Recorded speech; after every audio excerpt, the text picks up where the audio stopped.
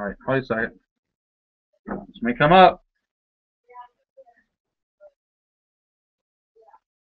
Is it us?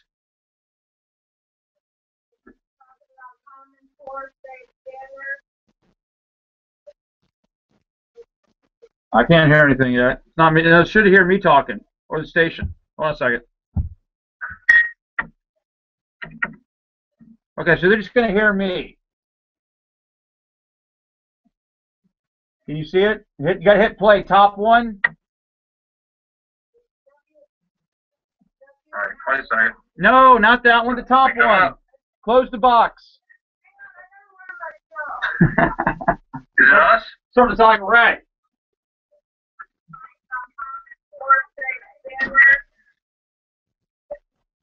All right, it's running fine. I can't hear anything yet. I mean, it should hear me talking or the station. Hold on a second. Okay, so they're just going to hear me. Can you see it? You got to hit play. Top one.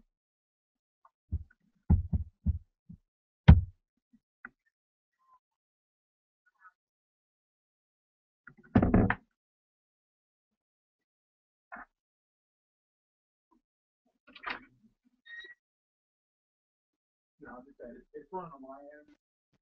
You want to get it?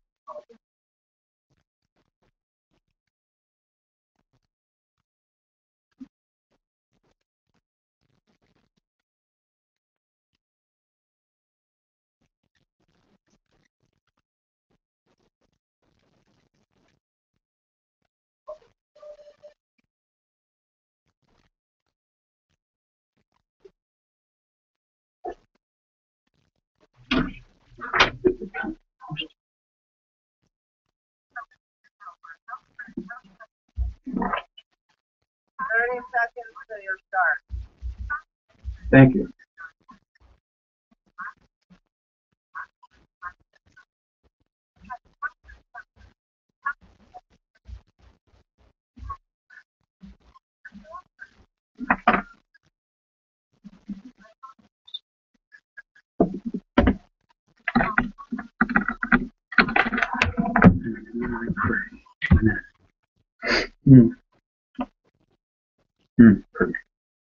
Yeah.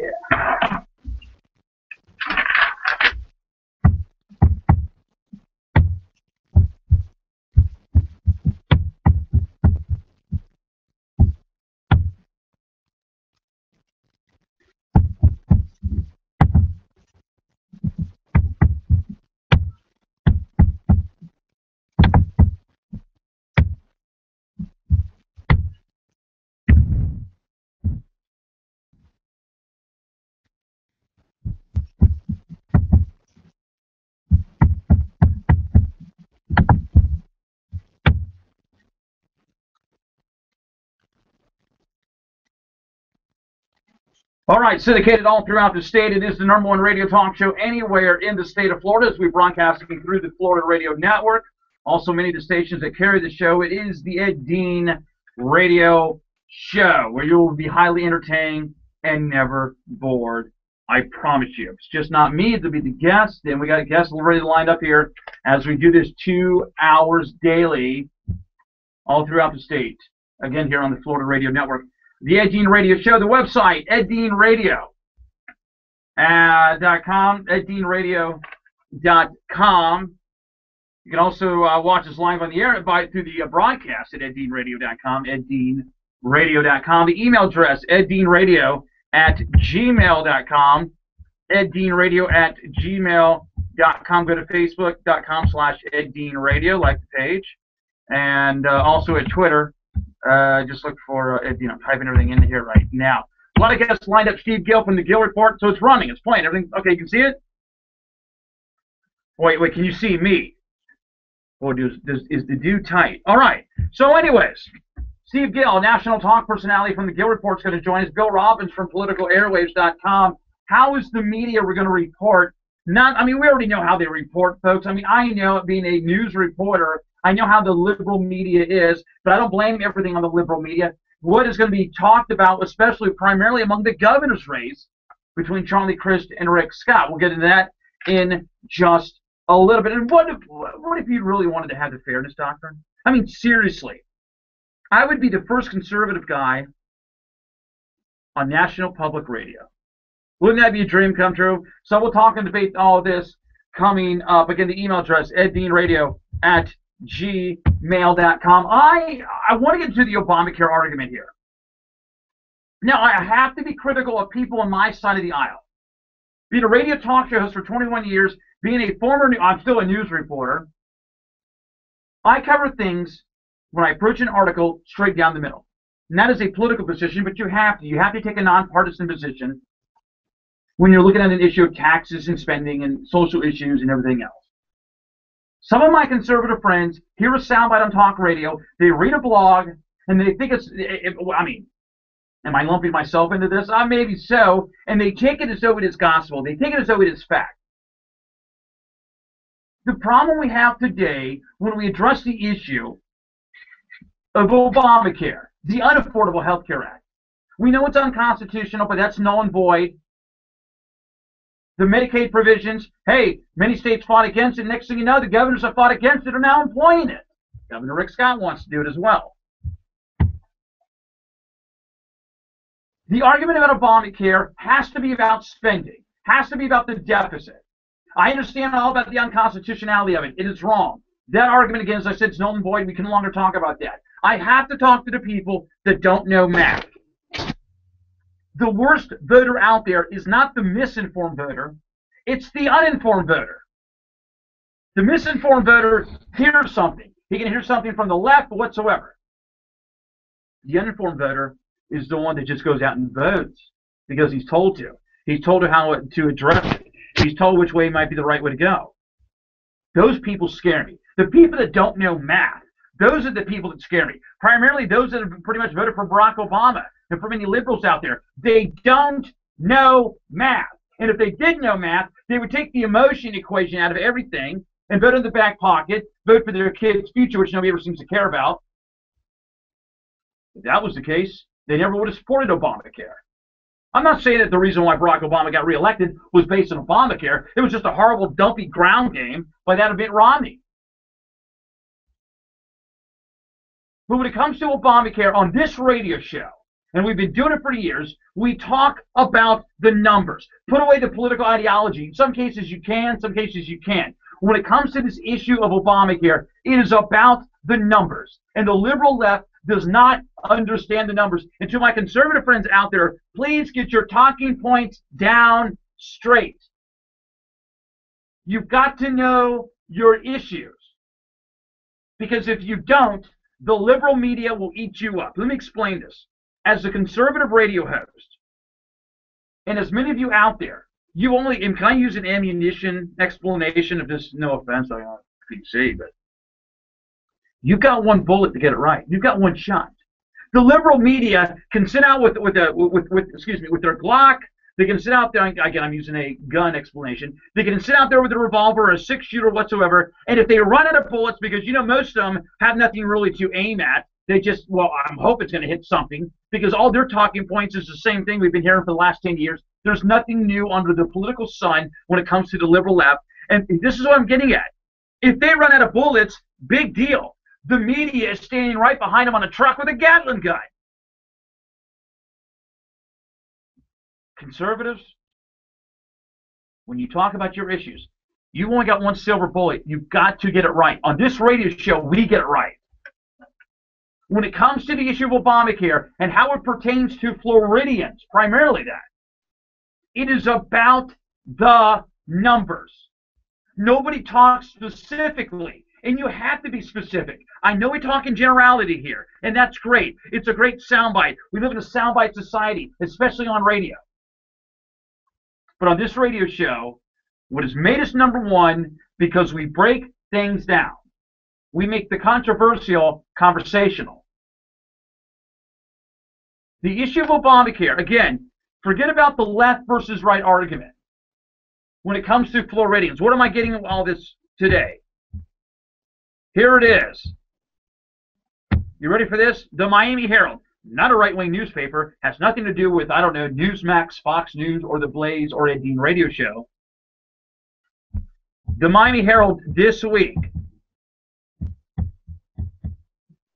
Feds warn 93, almost 94,000 Floridians will lose their Obamacare due to immigration status, or they have to prove that they live here. Now, that's one side of it. The Miami Herald earlier, the week before, talked about how insurance premiums will go up almost 15% in the state of Florida, which didn't even include in that data what employers will have to pay. Oh, that could be 20%.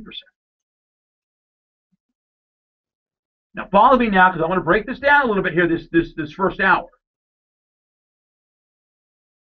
This is going to get very specific, but I think a lot of you will be able to keep up with me. Forget the left versus right for a second. Because once you talk about the issues, it can explain everything else.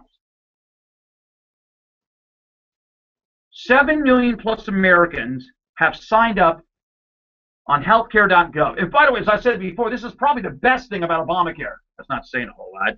The website is probably the best thing about Obamacare. Floridians, that's just the Floridians part. 94,000. The government sits back and says, wait a second, because there's a few million, I think it's up to 2 million now, throughout the country that have signed up, and the government says, wait a second. Your numbers, what you're telling, don't match up with our numbers. Uh-oh. IRS sits back and says, wait, you're reporting this much? What about subsidies? Are you here legally? And out of that 8 million, I suppose, that signed up, as the reports have been coming in, again, 94,000 is just in Florida. That's not the rest of the country. The numbers are around 2 million out there. Federal health officials are warning in Florida alone, 94,000 people in Florida must prove that they are U.S. citizens or legal immigrants in order to remain eligible for insurance under the Unaffordable Health Care Act.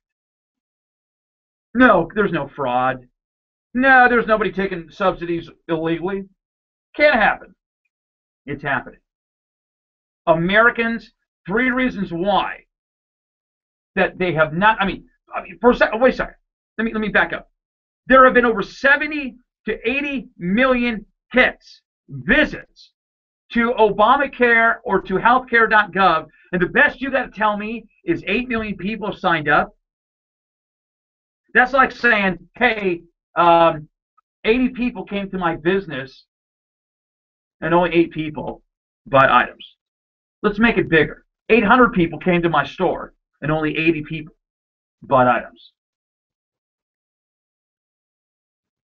You mean to tell me that I passed a law, excuse me, I didn't, liberals passed a law that supposedly was going to help out the 40 plus million Americans, and yet only 8 million have signed up on healthcare.gov due to Obamacare? And then the Miami Herald and other newspapers are reporting, wait a second, a couple million, who knows how many, the numbers don't jive with what the federal government's numbers are when it comes to their immigration status, about when it comes to their income. There's no fraud. Come on here. It can't happen underneath the government. Folks, in the words of Karen Carpenter, we've only just begun. This is not even the tip of the iceberg when it comes to Obamacare. And when we come back from the commercial break here on the Ed Dean Radio Show, I'm going to break it down even more for you. This is not a left versus right. We are conservatives. Some of you liberals out there, just pay attention. I will make it very simplistic here. The numbers don't add up. And in this first hour, I will show you and prove to you where the numbers don't jive. They don't add up. Take out the emotion and let's focus on the back pocket. Syndicated all throughout the state, this is the Ed Dean Radio Show.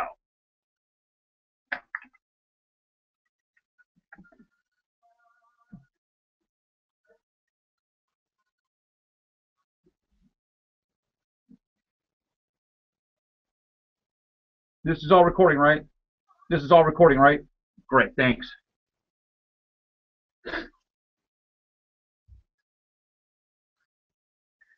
So I take it if Rhett comes in early, he's in a bad mood. I notice if he comes in late, he's pretty cool. Never mind. You can't tell no matter what. Hey, how long has he been seeing his girlfriend? I give the guy credit, man. That's loyalty. I told him, I said, listen, my mom's got leukemia. She's been through chemo. I knew exactly what he's going through. Exactly to a T what he's going through. It's got to be stressful, man. I looked out and go, hey, Rhett, which one's your house? I see all these boats. He goes, what's the one with the pontoon? I thought he was just joking.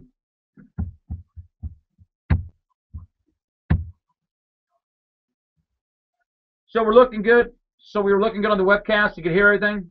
Great, thanks.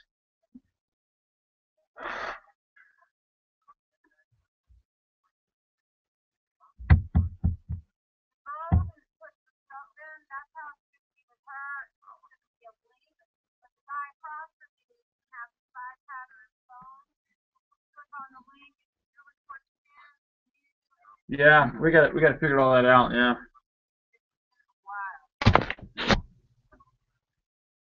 Woo!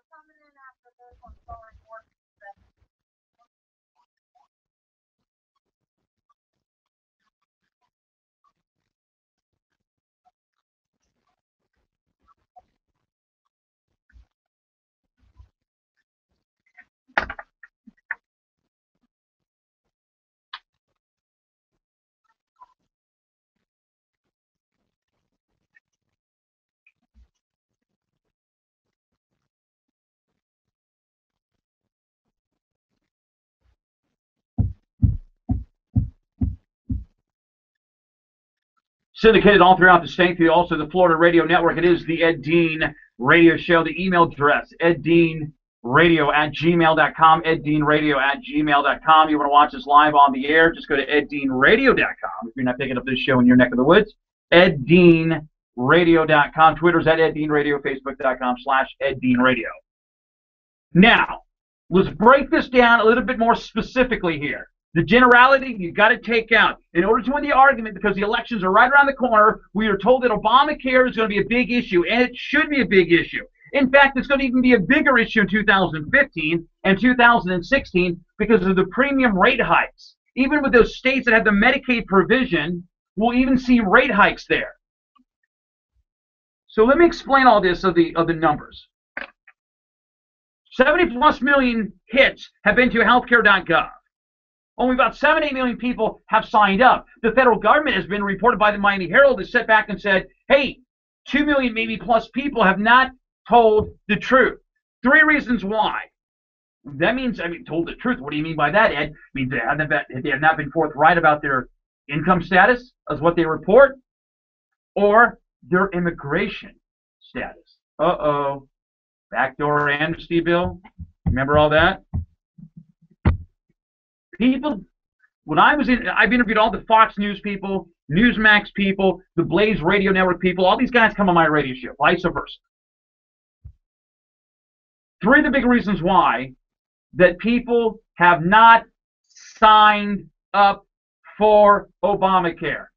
Number 1, too much information, too much of an intrusion. Number 2, they couldn't just jive with the website because they're impatient. Number 3, do you want to know why? The costs are not cheap, folks. They're not. Wait. You get health care for free, and you're going to pay $150 a month, but you're going to have a $5,000 deductible. And by the way, you're 27, 28 years old. You know what? I'd rather pay the penalty. It's much cheaper. This whole $2,500, I'm going to save you money. We've proven that many times in this radio show, how that is such BS. Let me explain this one more time. And I want my liberal listeners to listen to this, and to my conservative listeners, take the notes down.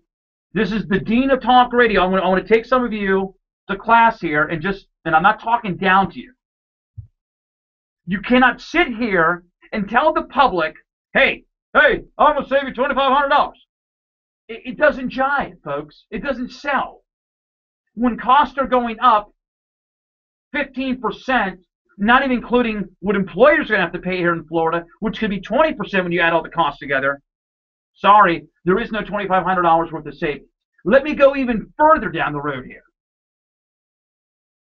If you are including government-mandated, quote, essential benefits, remember the plan on your, if you don't like your health care plan, you can keep it. No, you got knocked off and you were forced to go on a plan for extra benefits, mental health, contraception, other plans that you did not ask for. If you did, you would have had it on your original plan. Doesn't matter, the government is better than you. And yet, we are told, hey, we need to include pre-existing conditions. You have AIDS, you have leukemia, you have glaucoma, whatever. We're going to include. Okay, let's hold that. Let's include this in the conversation. $2,500 a month. Excuse me. No, $2,500 a year. We're going to save. But yet the problem with this math, again, it's about math. Follow me. The government is mandating more for the insurance company to put on the policy, which means if you're adding more to your car, you will pay a higher car monthly premium, or you will pay more for your car due to the extra amenities, accessories added onto your car. Follow me? Yes. You add on your house, you will pay more in property and casualty insurance. Here we go. You go out there and you tell consumers you will save $2,500 a year.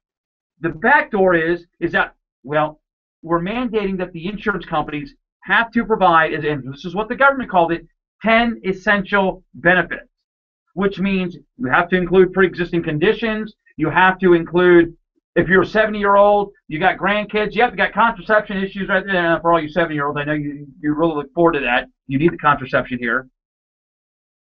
Mental health care, whatever. If the government is mandating, again, more accessories onto your plan, pray tell, so somebody like me who has a financial background, how in the world do you save $2,500 a month when there will be more claims paid? Because when the government sits back and says we're mandating companies to add on benefits, guess what?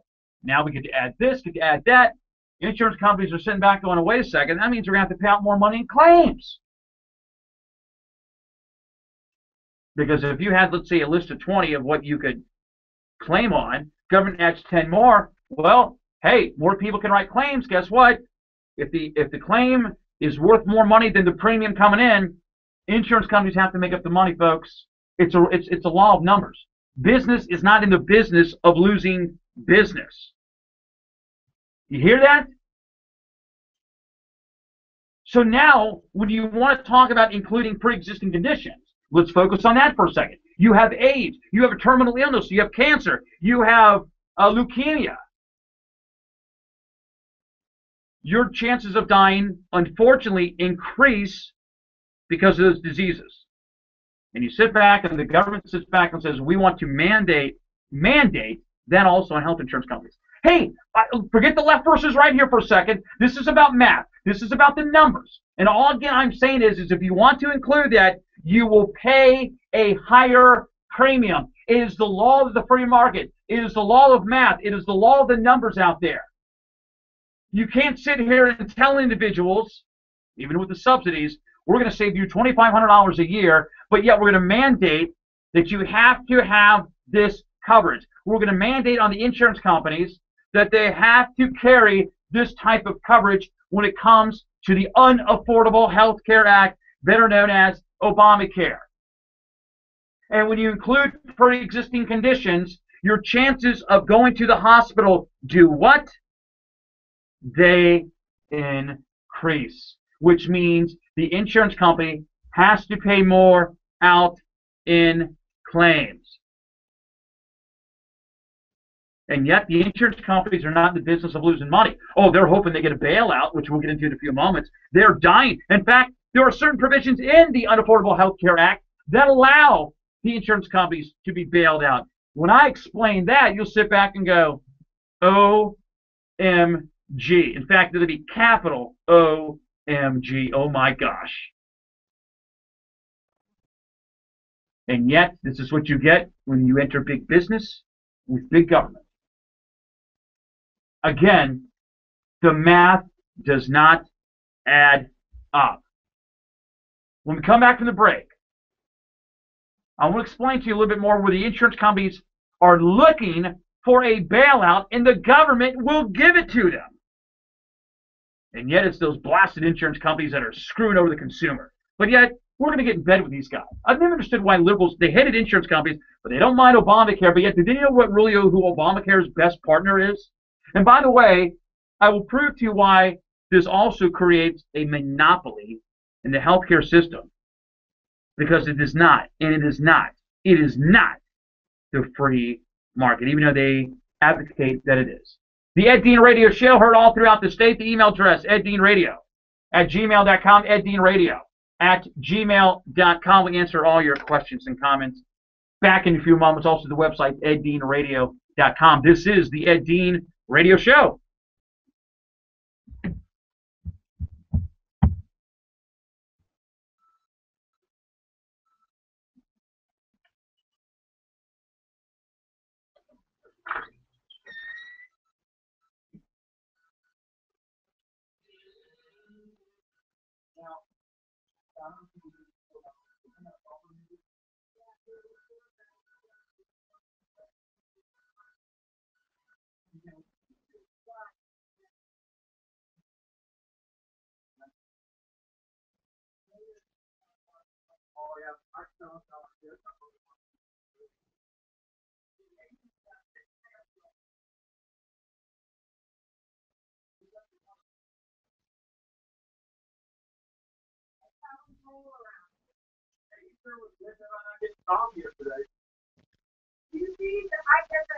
You see how he walked it up on radio? Well, you know, I caught it. I don't think the average Joe caught it, but I caught it because, you know, I remember it. I took around. I mean, I sort of. No, and you like, hey, baby, what do you think? So you didn't have it out there. Yeah, but I called you. I didn't get a call. Oh, and you know, every mistake I made, I mean, holy call it down. You say something. You can sit him down. Tell me, it's cold. You know, Steve, like that. I mean, I don't talk about it. I put my hand in the TV box. There's a frequent thing in the state that I can never know this state. Now, if you've been confined for the general manager, why do I want to?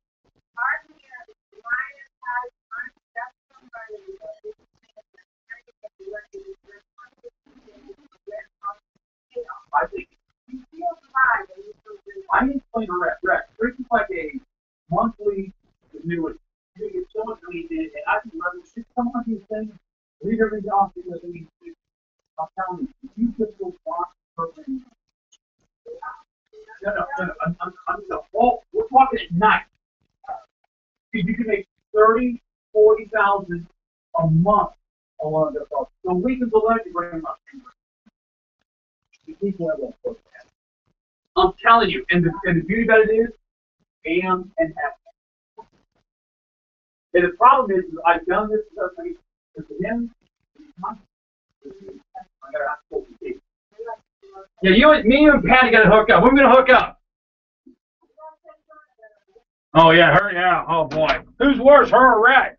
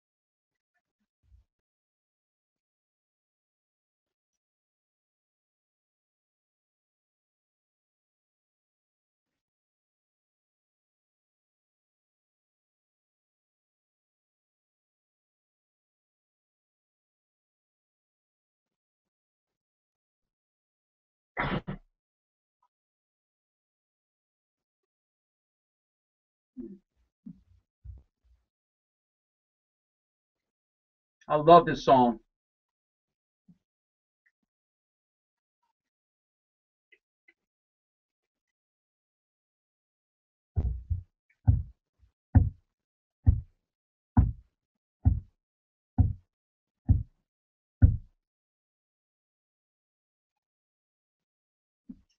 The fastest 2 hours anywhere in Florida Talk Radio. We keep you entertained.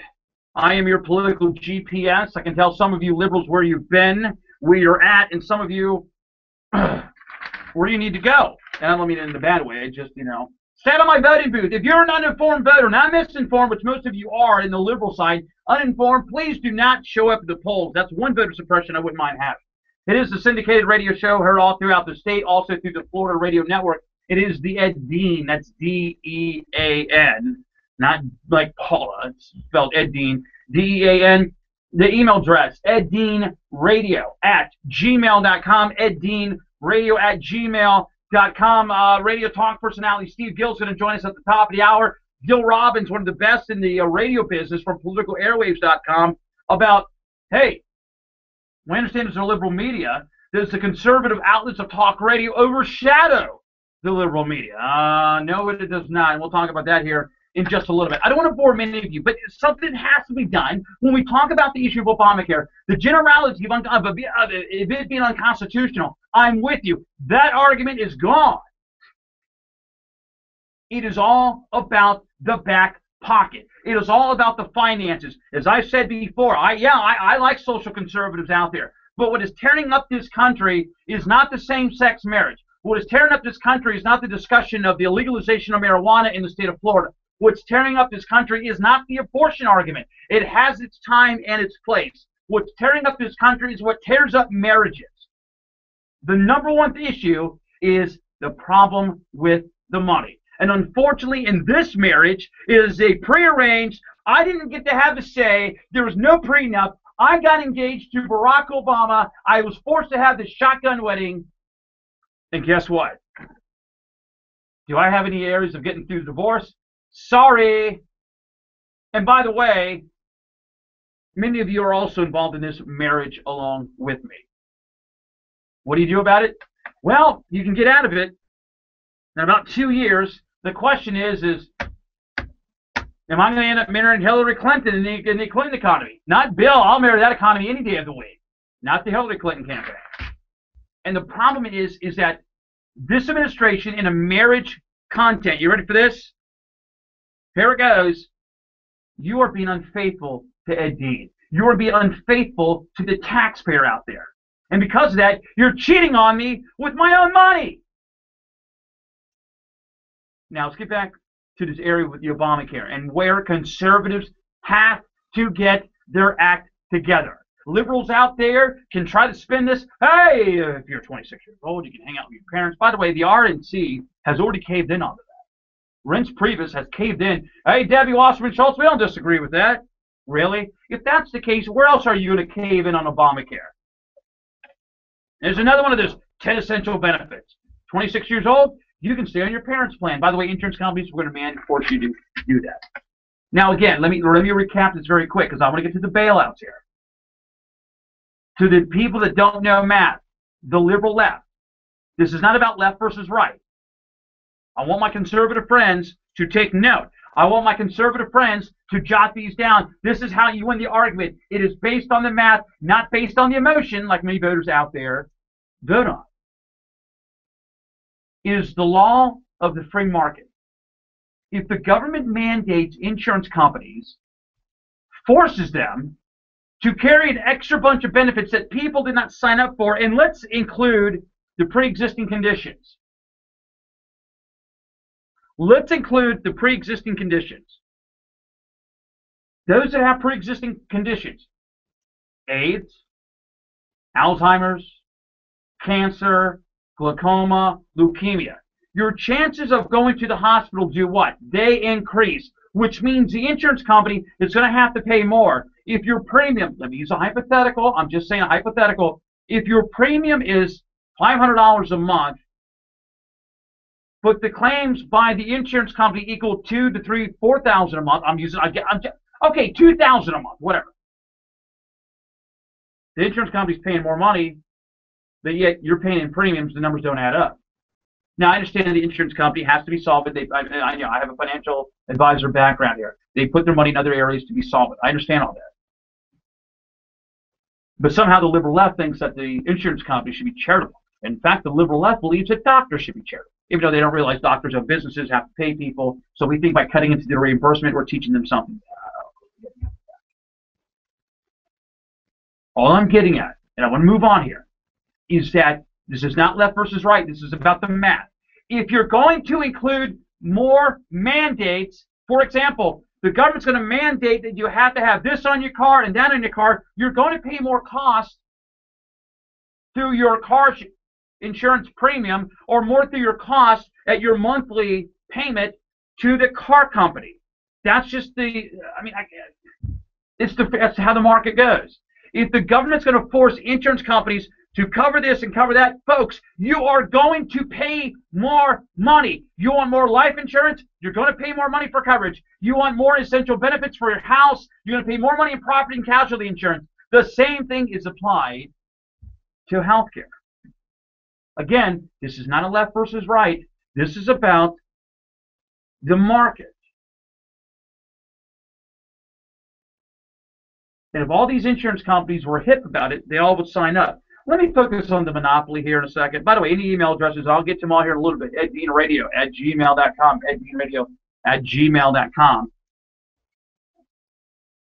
Do you know how many insurance companies have signed up for some of these state-run Medicaid exchanges? Now, you ready for some information? Here we go.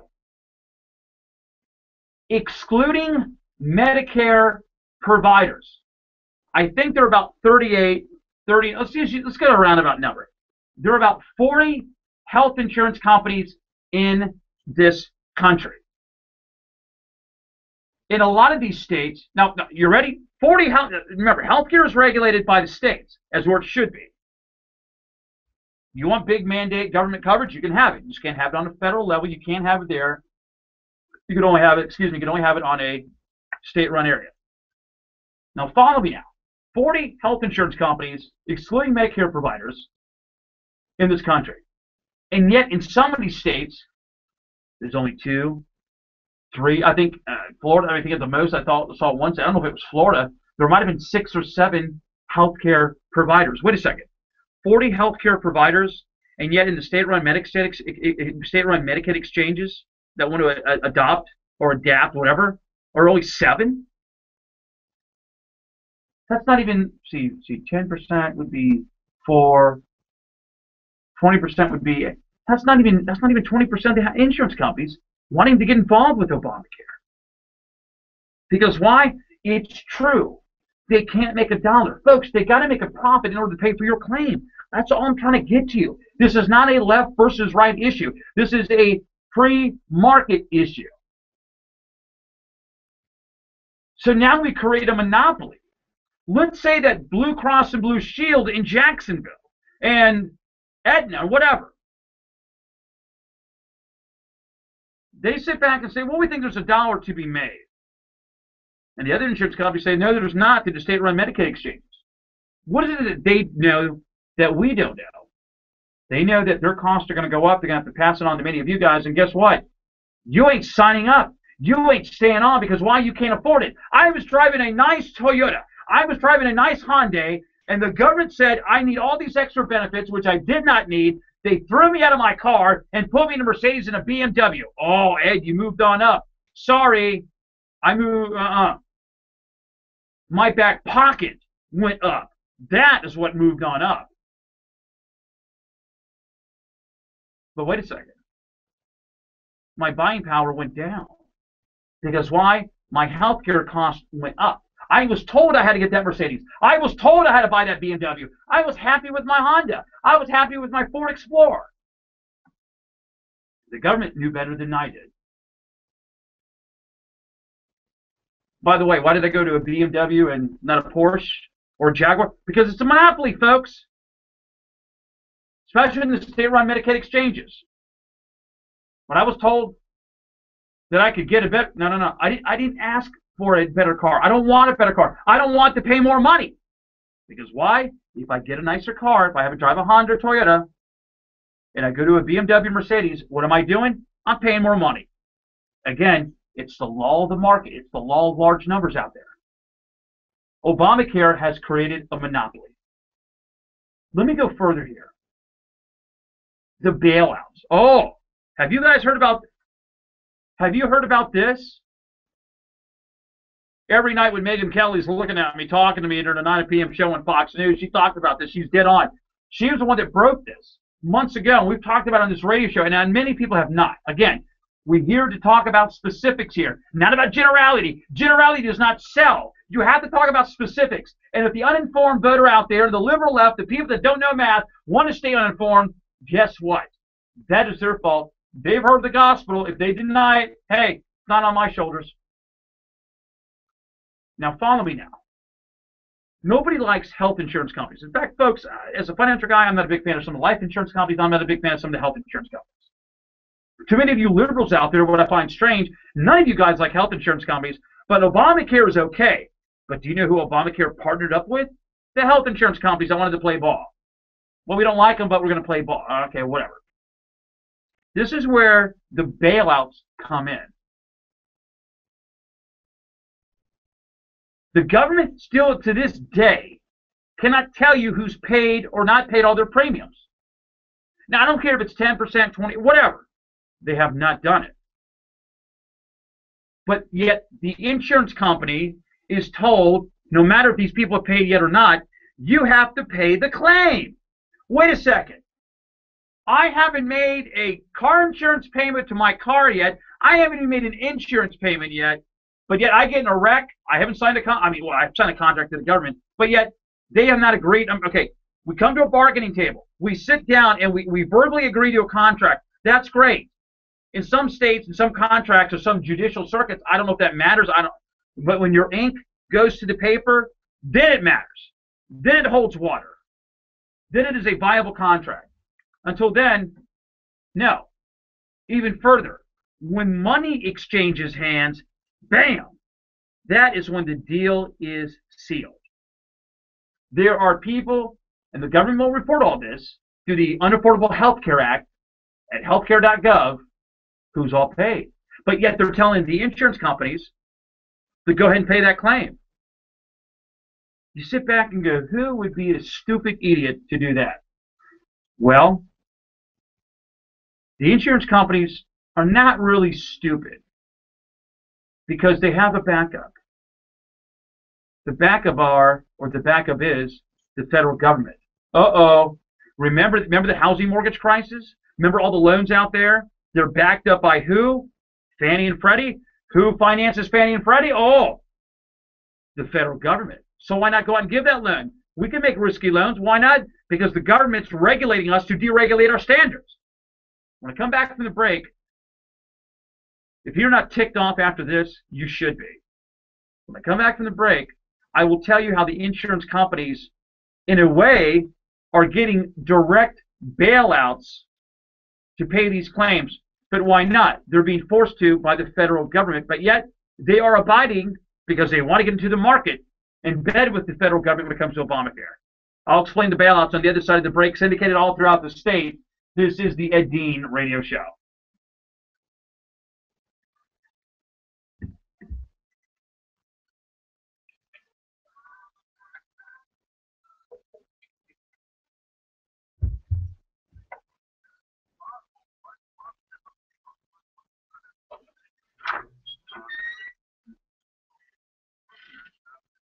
So enjoying the show? Enjoying the show? Good, huh? I hope.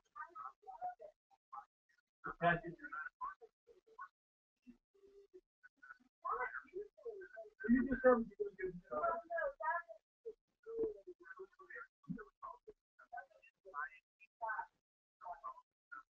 man. Oh, okay. Tell me, man.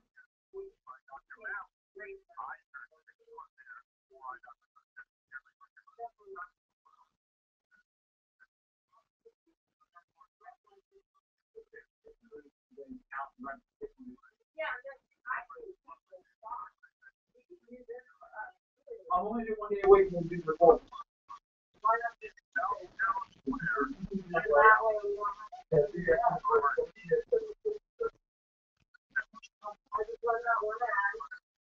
Yeah, because I got stuff I got to do live reads, everything else, which I'll do coming up. So I was picking up Newsmax, which is on, being on direct. By the way, Glenn Becker is on direct. Newsmax doesn't have them on.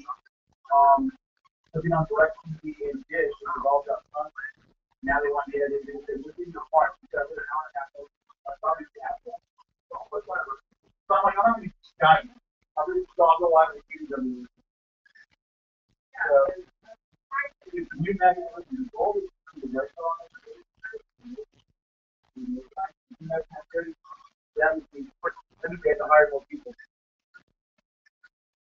But you do it from up here, you don't have to have a web phone.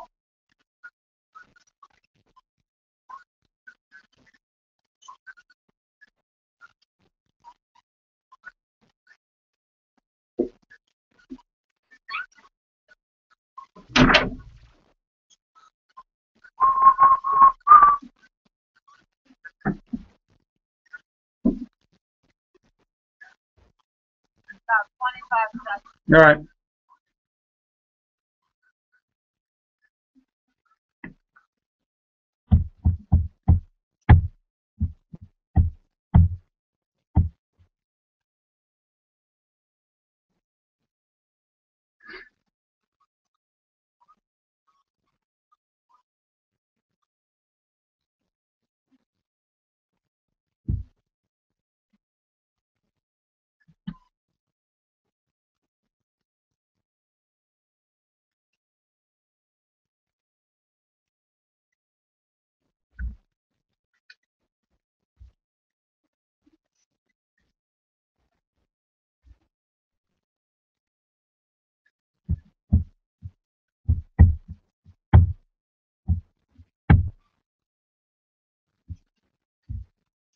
Syndicated all throughout the state, it is the Ed Dean Radio Show, the #1 radio talk show anywhere in the state as we broadcast live on the Florida Radio Network.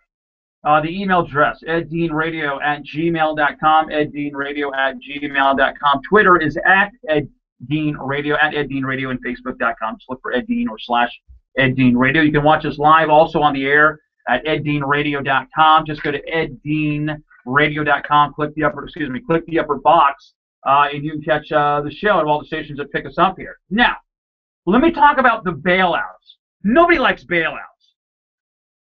George W. Bush bailed out the airline industry after 9/11.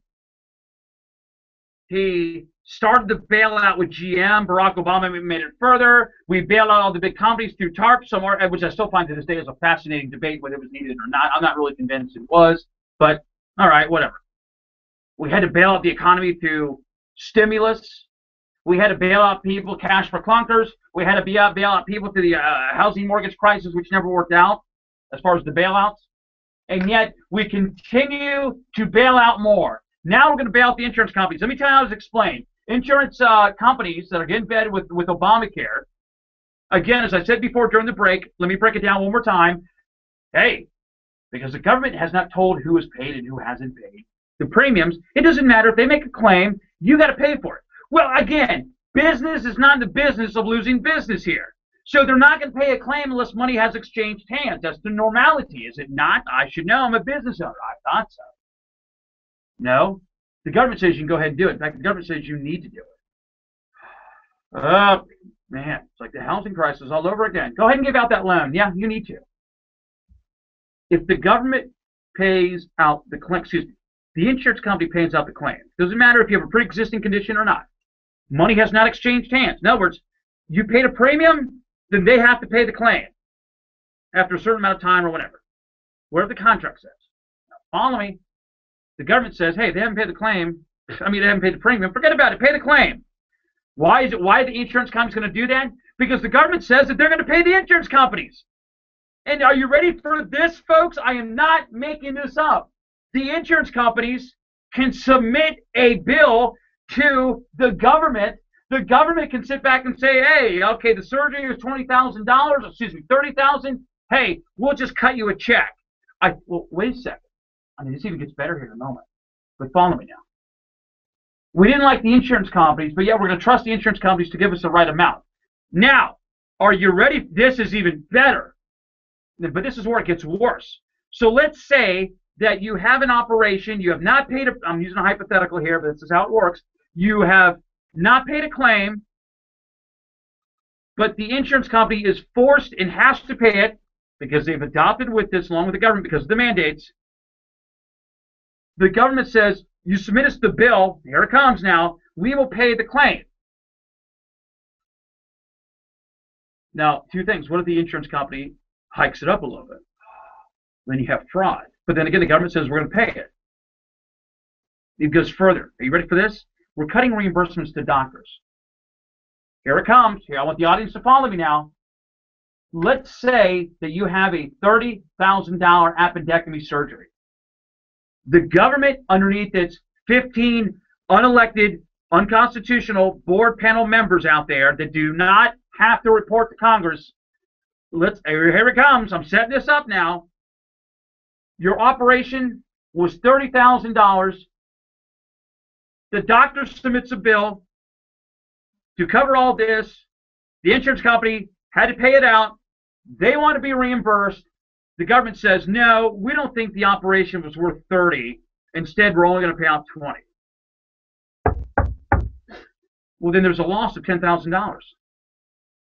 The insurance company then tells the doctor, let's say the doctor submits his claim, the insurance company comes in, sits back and says, well, we know the bill's $30,000. We're only going to give you $20,000. You're daggone right it could happen. Prices are always negotiable here, folks, but it's negotiated between the doctors and the insurance companies. Now you got to deal with the Don Corleone of insurance. It's the Obama crowd. They're going to make you an offer you can't refuse. You don't have a choice.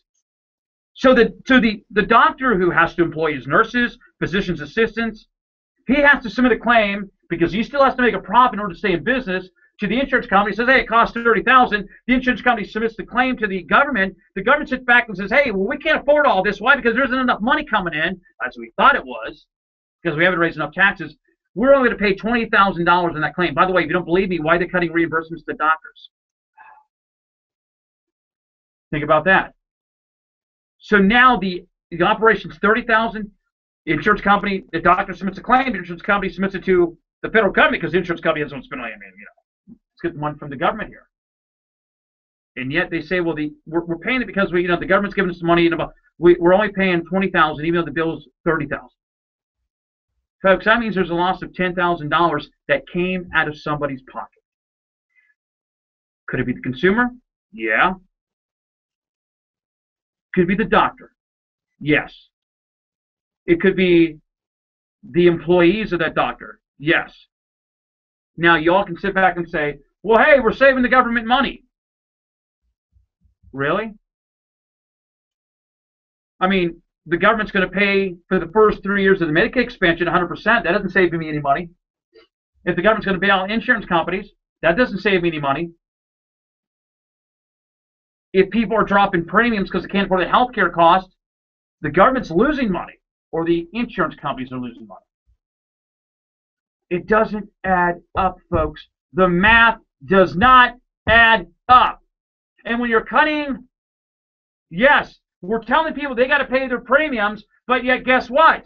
We're not paying the full doctor's cost. And the next time you're going to go in for another surgery, your doctor's going to sit back and say, wait a second, you're under healthcare.gov, you're under Obamacare. I didn't get the money I needed because I have to employ other people. I have to pay for my own bills, reinvest into my company here. It ain't worth the hassle. The government creates price controls. The government creates a monopoly. And the government is not looking out for you. And guess where this all leads? Single-payer health. By the way, if you want to see how great single-payer health is, forget about looking at Cuba and England. Look at the VA clinic. That's bad enough right there. Hour number 2 of the Ed Dean Radio Show. Steve Gill coming up. Bill Robbins, stay tuned. The Ed Dean Radio Show broadcasting live at the Florida Radio Network. Back in a few moments.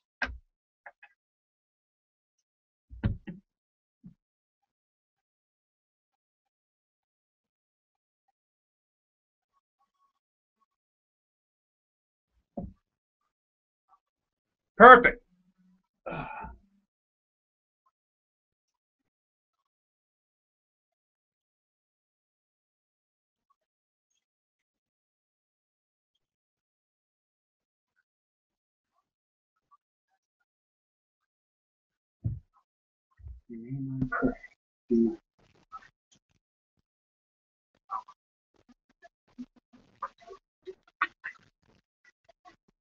Every now and then, just when you get set, just check to make sure the streaming's still going through, as far as you can see when you do it. Thanks.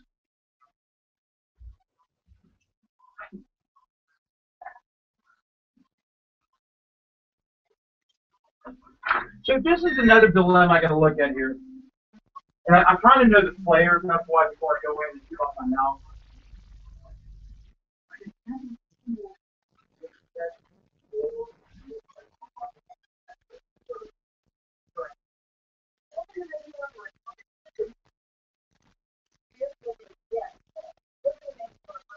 Because if he was a part owner, so when he was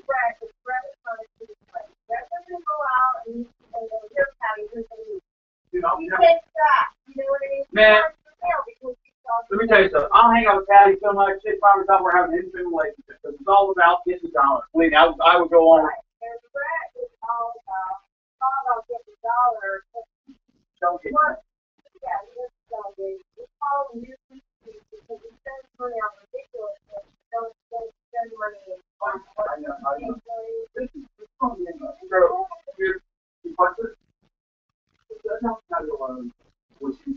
looks like she just got 2 hours sleep and she's not stressed out.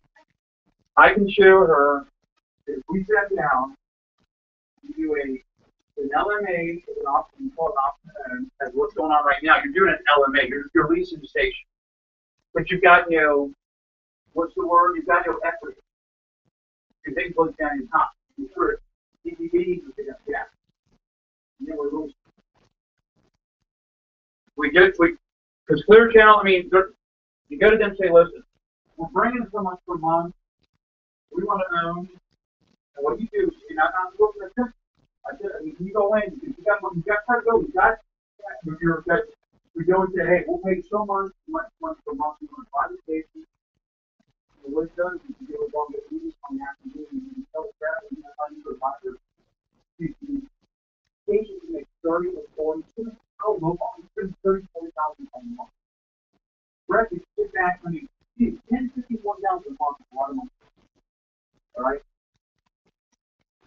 And I'm just telling you, you can sit back, do a show, and then Hero Magazine, shoot, you have a fork, I mean, whatever. But I'm saying, a lot of people do this. And it's, oh, yeah, people they'll lease manage. See, the thing is we're not doing anything different. We're lease managing the time now. We want it with the option to own. Well, Clear Channel's going to make big money off all these diverse shows there anyway. They make, I mean, instead of fucking pulling this in, well, it's for the monster of the diverse shows. Oh, yeah. But here's the bottom line: you're not selling the time. 9 years people buying it. That's an extra 4 hours. That's an extra 20 hours a week. And let's say if you only did $200 an hour. That's another $16,000 a month. It will be done. Some stations I'm on are two. But you think you have, I mean, you don't have that long time you have in 2 months.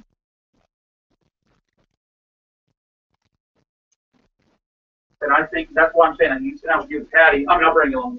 Sit down with Patty. We have the game plan ready to go. Sit down with Brett. Sit back and say, look at. I mean, all I need. I mean, I can take an assumption. I don't know. I love to find out when Euros can. Oh, they're 3 or 4 hours. You find out what they're paying. Then you put it in your mouth and negotiate. And if you've got issues, you put it all over. Keep one ball. You got to keep one ball. That's Fred Building mistake. Because that's the way I'm trying to get you more on.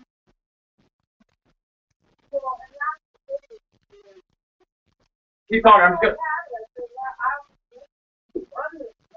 Yeah. Well, I'm gonna get Steve Gill. Find out where he's at. About 1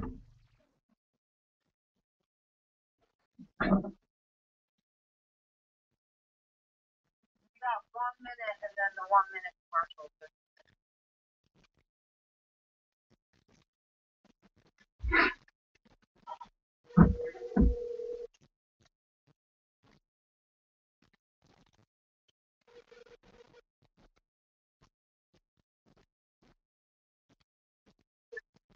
Hey, man, we're ready. 7 a.m. Call the number I texted you, okay? It's 7:05. All right, brother, call now.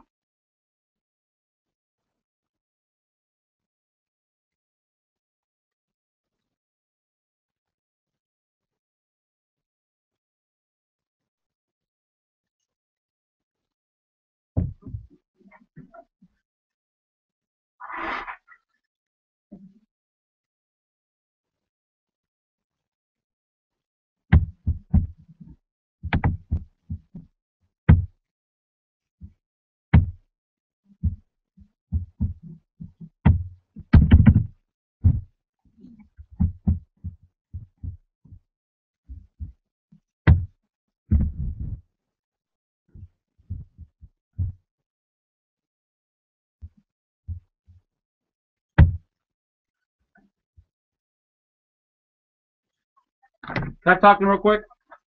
Hey, Steve.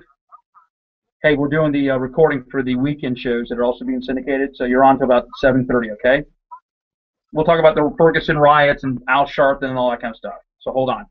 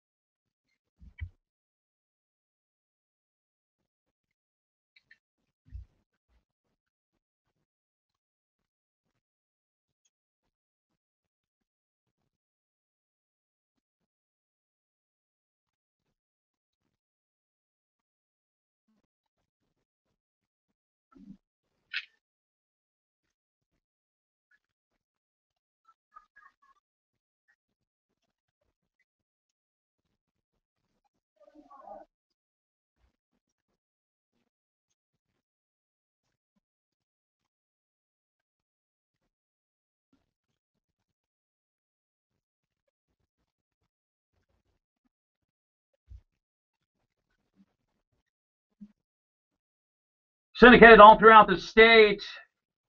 We are the #1 radio talk show anywhere in the state of Florida, as we broadcast also live through the Florida Radio Network. This is the Ed Dean Radio Show. You can email me at eddeanradio@gmail.com, eddeanradio@gmail.com, facebook.com/eddeanradio. Twitter is at eddeanradio, and the website is eddeanradio.com. Hour number 2 is we broadcast again all throughout the state. If you want to watch us live on the air also, it's eddeanradio.com, eddeanradio.com. Just click the top box, and there you go. We're all sitting ready to happen. One of my dear friends, a man who's been with me for some time, my good buddy, radio talk personality, also his website, thegillreport.com. Steve Gill, have you been following this story? I mean, I thought it was, okay, let me set this up. For many of you that have been following about the black kid who got shot, where was this? This was in what, Steve? St. Louis, was it?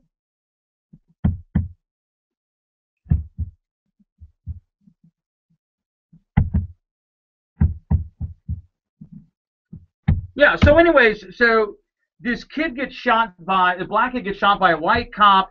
The going back and forth with the cop, I guess, was they were fighting for the gun. He shoots him, and for days straight this past week, there had been riots, smoke bombs, tear gas, everything. And Steve, when I first heard about this story, the first thing that came to my mind was the Gaza Strip. This is something I see in the Middle East. This is something I don't see in my own country here, about people, they're rioting. I'm like, and Steve, what really disturbs me is, wait a second, we all get ticked off because it wasn't like some Klan member shot a black kid. This was basically what happened is that they were fighting over a gun. A cop shot the black kid. He died. And now we have riots left and right. But yet, where are the riots when black individuals get killed by other black people?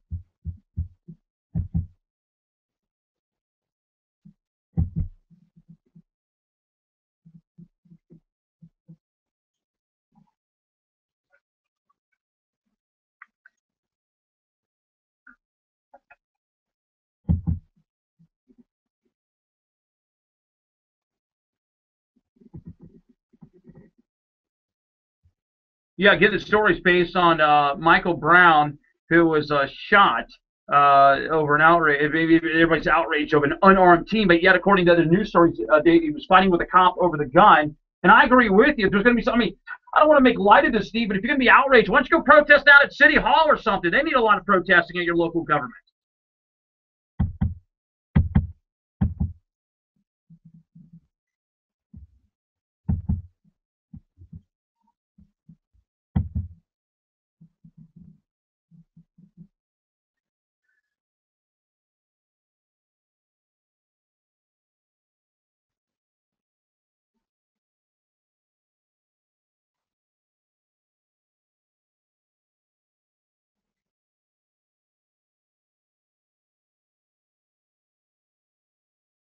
Yeah, I've never said the race rights.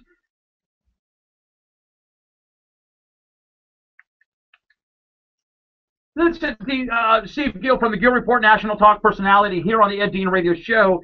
The NBC News has been reporting that, of course, a Ferguson police officer had an altercation, a physical confrontation with this black teenager, and about 18-year-old, and basically the cop shot him. Now everybody's unrest is happening again. This is something you'd see out in the Gaza Strip. I mean, because I've never seen 4 days of protests and rioting. Maybe back to the days of when I was a young news reporter, which I'm still young today, back in 1992 of the Rodney King riots. The bottom line, I guess what I'm getting at, is been the aftermath of Al Sharpton coming in again, race baiting, trying to make this a political issue. Because why? I guess there's some money involved. If you really wanted to care about the black community, and let me just say from an observer, not from a conservative talk show host, but as an observer point of view, why aren't those like the Al Sharptons out there protesting weekly in Detroit or Philadelphia, or as you mentioned a few moments ago in Chicago, Illinois, about the shooting of young black kids out there? Where are the protests out there, Steve Gill?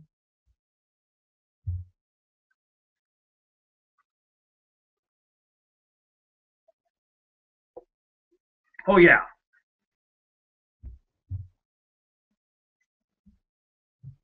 right.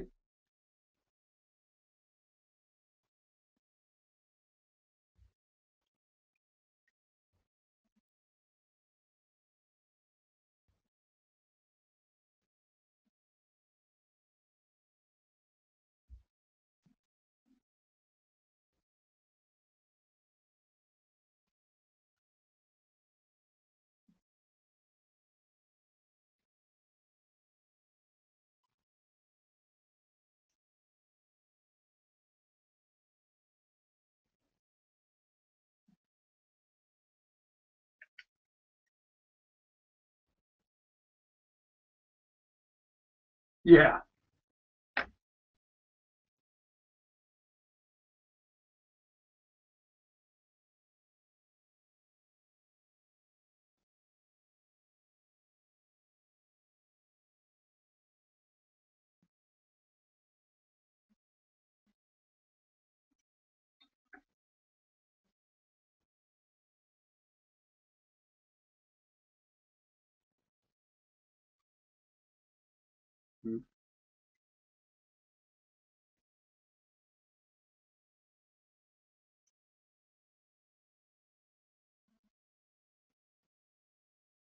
What was that? What was that story about a year or so ago about the Australian? Was it a baseball player from Australia? One of the sports players who got killed in Oklahoma by some young guys who I guess one of them was black and made some racial comments. And I sat back and said, "Can you? I mean, if white people had gone out and claimed that this was racial motivation to kill this tourist out there, you know what? People would be laughing at certain white people." And yet black people with all hold on, wait, Steve, hold on a second. Hold on. I'm not trying to make this a race issue. What I'm saying is but yet Al Sharpton gets out there and somehow he's got all the credibility to back him up.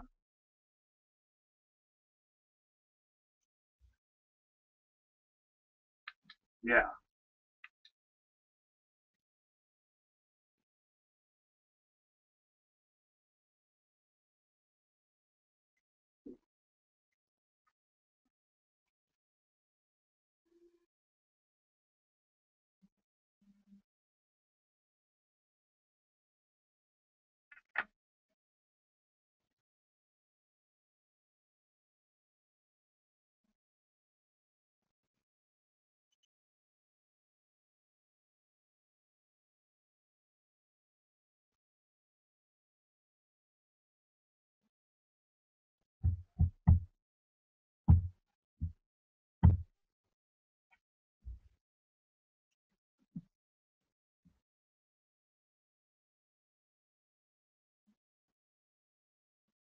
Steve Gill from the Gill Report, national talk personality here on the Ed Dean Radio Show. The email address, eddeanradio@gmail.com. You want to watch us live on the air, just go to eddeanradio.com. You know, what's really interesting, let me stay on this area, but go a little further there. Remember were some of the black sports columnists out of Kansas City when there was an incident, I don't know if it was with Jason Whitlock or some of these other football players and other sports players out there, where there was a gun involved, but it was by a black member. Nobody accused those of the black society. No, you don't accuse every the black society. You accuse one individual of what he did was wrong. And remember, they tried, one of the columnists from Kansas tried to make it as though that the NRA was the fault of this, that the National Rifle Association is the next Ku Klux Klan, as they said they're the next KKK. Again, why is this we don't talk about the problems in the inner city, and it goes way beyond those in the black community. It's also in the white community. You could talk about the breakdown of the family. You could talk about the lack of education. But the bottom line is people have to take responsibility. And for those of the Al Sharptons to say we need to investigate the police here in Ferguson,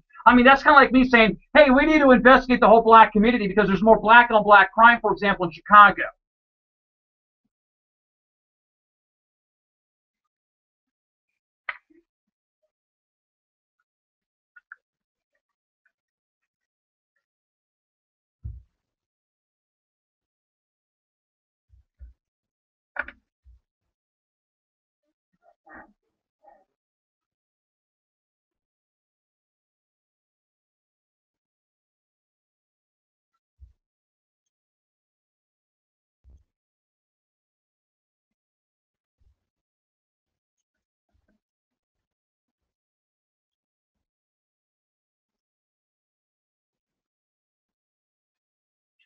Steve Gill, going to hold you over through the break. I want to, you know what? Have you ever seen that show Scared Straight or Beyond Scared Straight? I love it. I think it's one of the best things on reality TV. We come back from the break with Steve Gill. Oh but I still have to have subtitles, unfortunately, even with Honey Boo Boo. When we get back from the break, it's true. When I get back from the break, let me talk about these reality shows, and we need to have more like this. And is this the reason why we need to spend more government money to prevent problems? And some would call it social programs. Maybe. Oh, I'm turning into a lib. I'm not, but really, we'll come back from the break. This is the Ed Dean Radio Show.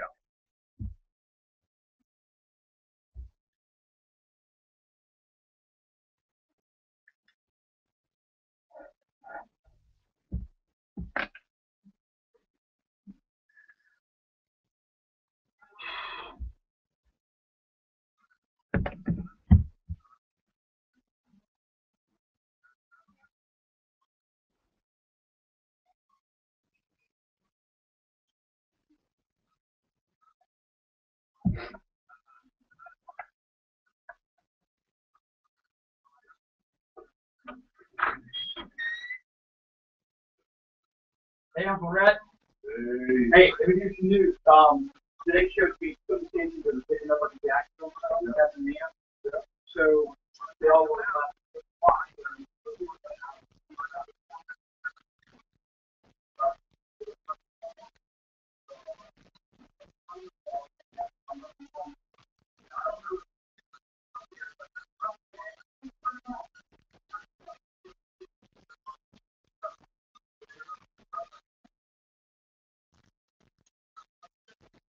It's still going on.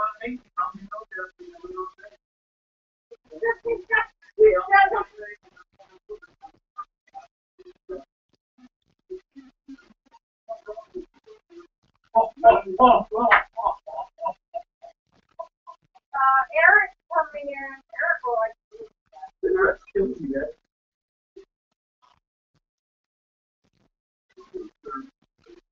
Hey, Rick, did you get your coffee yet?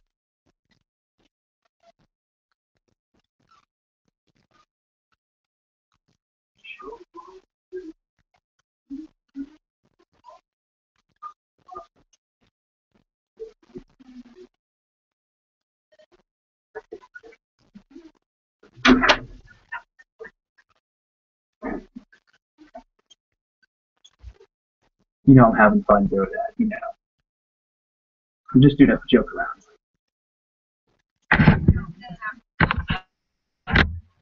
All right.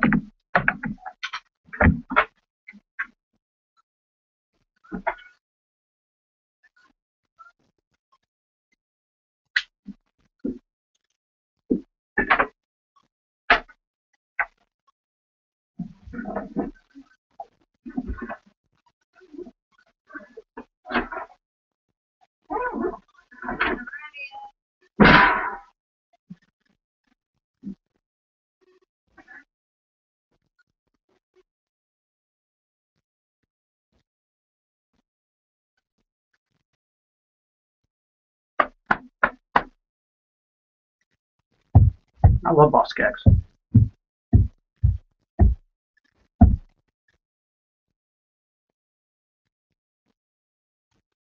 All right, syndicated all throughout the state. It is the Ed Dean Radio Show. The email address, eddeanradio@gmail.com, eddeanradio@gmail.com. Also, if you want to watch us live on the air, just go to eddeanradio.com, eddeanradio.com. You can see everything commercial-free. Sometimes where the show is more exciting off the air than it is on the air. My good friend, Steve Gill, national talk personality, also from the Gill Report. You know, I've heard Democrats say this, and it's kind of like, okay, it's a great catchy sound because they don't want to incarcerate. They believe that, I mean, I think these are some of the people, excluding some of my libertarian friends, Steve, that all believe first-time drug offenders are all spending 30 years in jail. As some of the liberal friends I've seen, I do have a few liberal friends, they say we should educate instead of incarcerate. I say, why can't you do both? Do you know that we talk about spending more money for the PAL, the Police Athletic League? We have more midnight baseball to keep kids off the streets, or I mean, whatever. I am all for prevention programs on a local level, not a federal level, but a local level. Having said that, I love the show Beyond Scared Straight. They scare the living heck out of all these young kids. And let me tell you something. If it costs a couple of dollars, I'm not telling you you can jack up other people's property taxes. I'll let you raise mine if there is a value there, which is very rare for me to say this. Steve, this might be one area that would you say on a local level it's worth spending some money to prevent what these young kids may go through? Yes or no?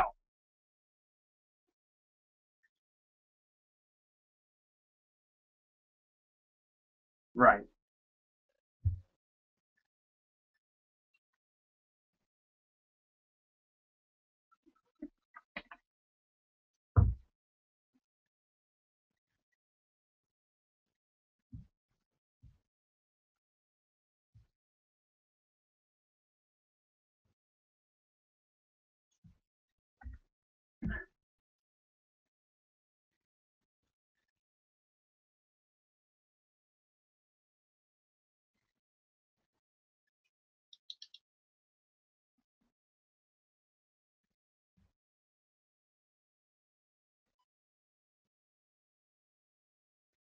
We didn't spend enough money, yeah.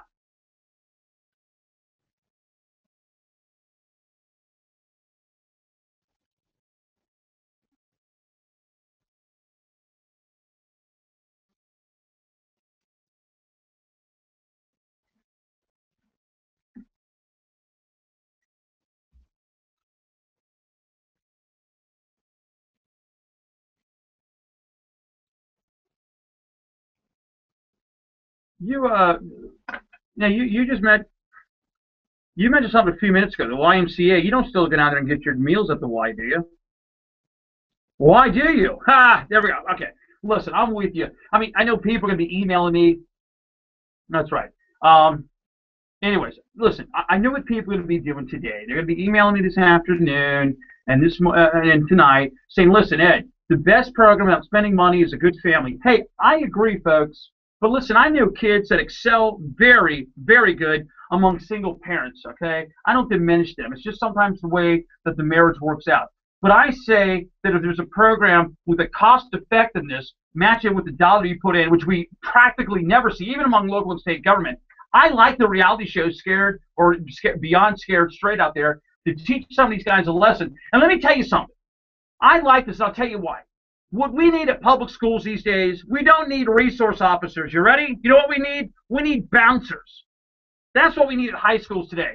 And how they treat these kids, I don't care if they're 13 to 14 years old on Beyond Scared Straight on A&E. These guys, whether they're white or black, incarcerated, they get in these young kids' face, and the females as well. I say put your hands on them, scare the living heck out of them. That is the best education. Take every kid who's a pain in the rear end in your private school, your charter school, your public school, Steve Gill, and go down to the local jail and almost let them have at it. Let me tell you something. That could prevent a lot of crime.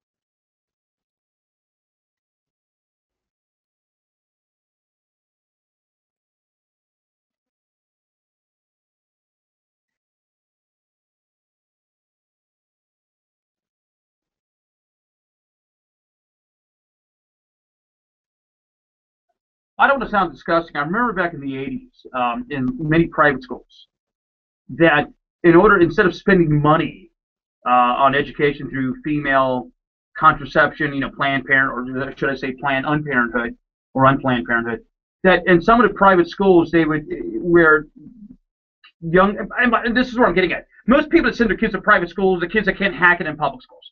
That's just the way it is sometimes, not all the time. And I remember they showed abortion films of what an abortion was like, and it really grossed young girls out. You know what? I'm glad. And they're like, you know what? I think I might want to wait. I don't know if I don't want to get involved where I might have to. I don't want an abortion whatsoever. It was disgusting. I think this type of stuff should be done in public schools beyond scared straight. Now, don't get me wrong. Some of it's pretty funny. You got to sit back and look at a skit from the Wayans brothers, But the bottom line is, if we did more of this, it would be so cost productive, I think, and cost effective without spending a bunch of money.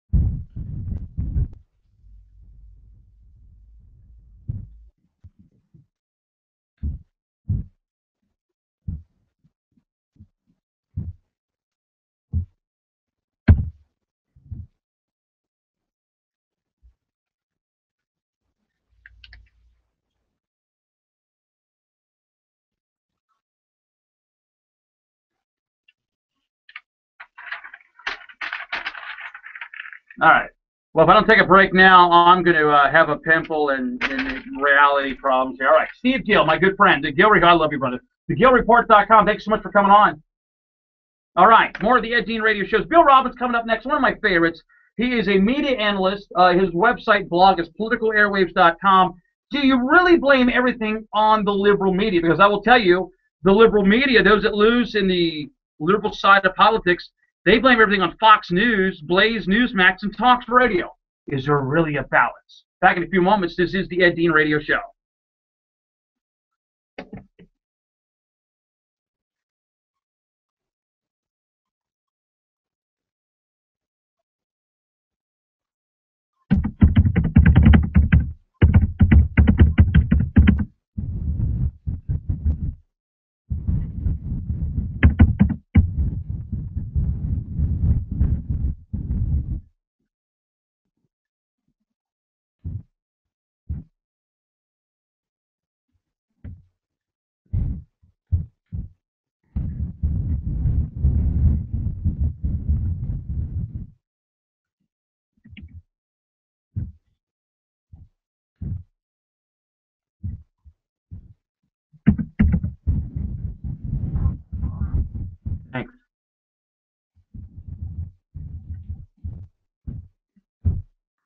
Thanks.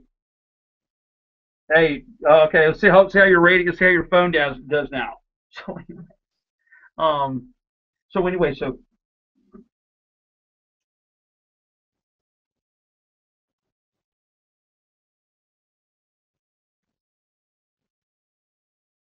did you fix it? Yeah, I don't remember. It's too long ago. Anyway, so I got sounders. Listen, I gotta get back. Okay, I got sounders for you. The liners I'm gonna send them to you this weekend. I'll tell you how that goes. And then also, today we're also taping the show because the show is being picked up in other markets on the weekends, like in Clear Channel and Salem Radio. So while I'm doing the show live here in the mornings, like for example, Fort Pierce and Vera, and then I do the afternoon drive on WMEL.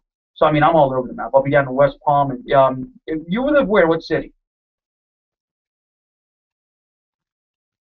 Okay, WBZT, which is 12:30 a.m. You can pick it up. We'll be on nights and overnights, like from 12 to 2 on there. I looked at WSRB or BSR. It was like $14.90, but it's just money-wise, just too much. So, but yeah, we'll be on BZT, but that's okay. You're up late at night like I am, looking for Josephine. Anyways, so let's talk about the media, and we'll just you know how to play it. I'll promote the website and all that kind of stuff. All right, brother, and I'll keep you on about 7:50, maybe 8 o'clock. So you just follow my lead. All right, brother, hold on.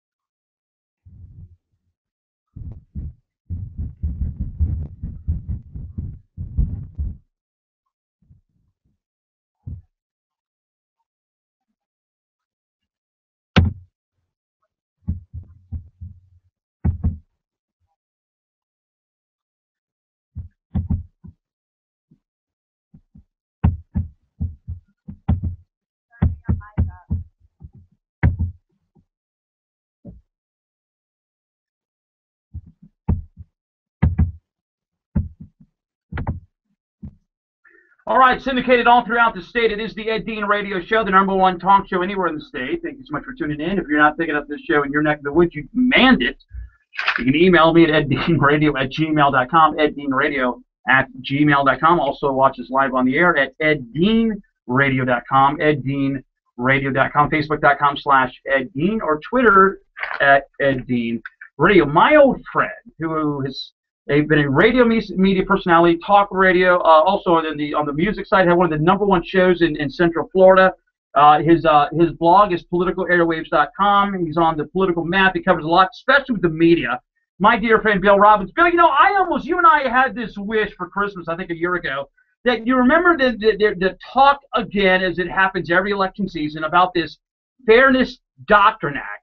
I wish this would happen because you and I would be the first 2 conservatives on National Public Radio. Yeah, in fact, our ratings would be so good, they wouldn't have to be subsidized by the government.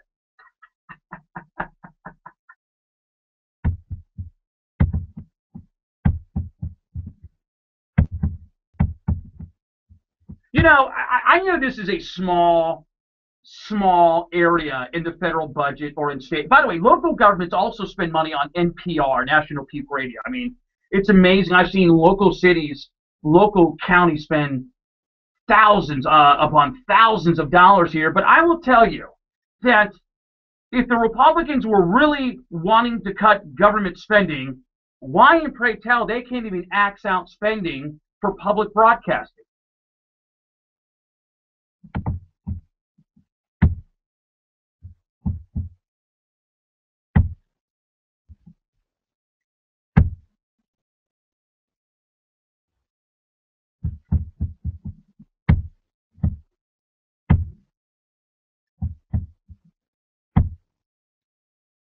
Yeah, but I mean, come on, it's got to be a little bit more than that. I mean, I know in the '90s when Newt Gingrich and the rest of the gang came back in 1994, we're going to cut here, and they cut some, but not as far as I'd like to see.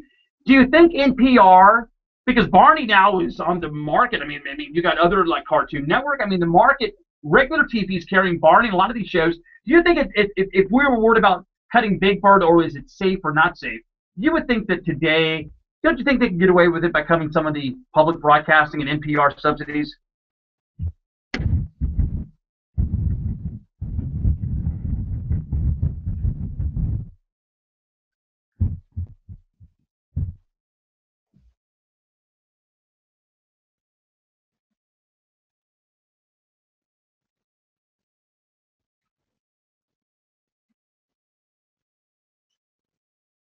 Bill Myers, Moyers.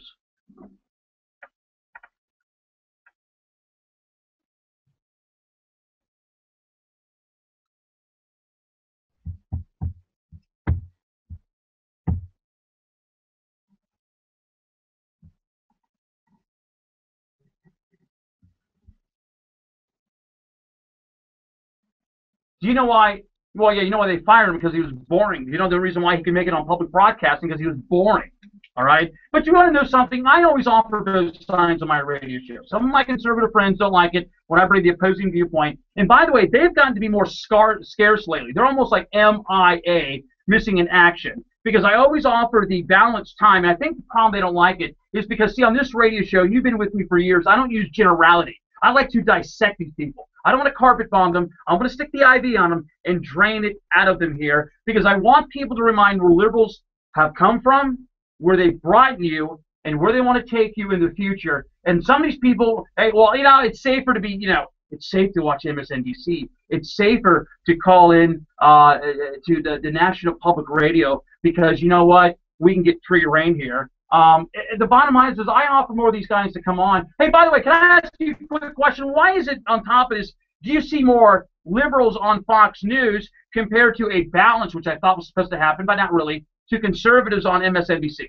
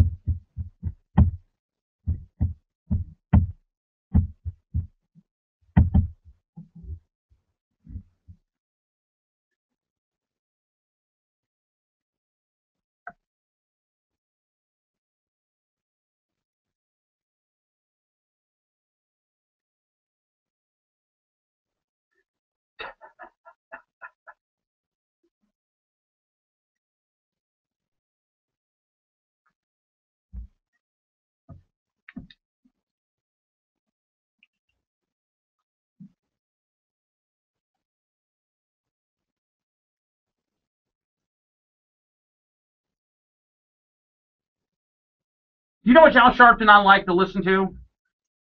Is the one on Saturday Night Live. Yeah, I mean, what's his name? Keenan Thompson or Keenan? What they remember from the one that does it now? No, not Keenan Ivory Wayans. You're so out of date. Anyways, Bill Robbins here on the Ed Dean Radio Show. I think CNN does a pretty decent job on both sides. I think they do. I think they're also fair and balanced. Yes.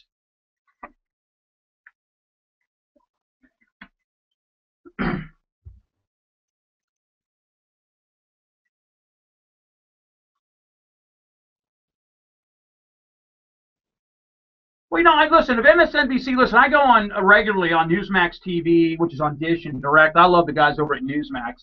Also, you know, with, in Orlando with Fox News and these guys. I don't have a problem with debating liberals. To me, it's about an issue. I'm not here trying to promote the Republican cause or trying to promote Mitt Romney running for his fifth, sixth term or whatever, or not term, a chance of running here. The bottom line is about the issues. I've said this on my radio show during the week as well. That instead of attacking the individual, and I think a lot of conservatives, like the liberals did by attacking Bush, you can attack the Iraq War and maybe have some credibility, which is fine. You can talk about an issue, but forget the conspiracies with Bush and Cheney. I think sometimes, many times, over and over, we attack Obama. And listen, this is what I say. Stop attacking the guy. Attack the issues that are prevalent today. You go after the issues. It'll take care of the individual itself.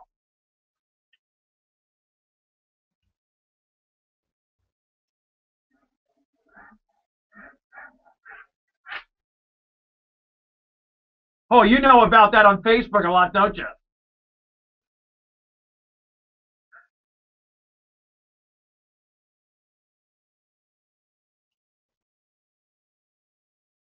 Well, I mean, listen. The bottom line is that you.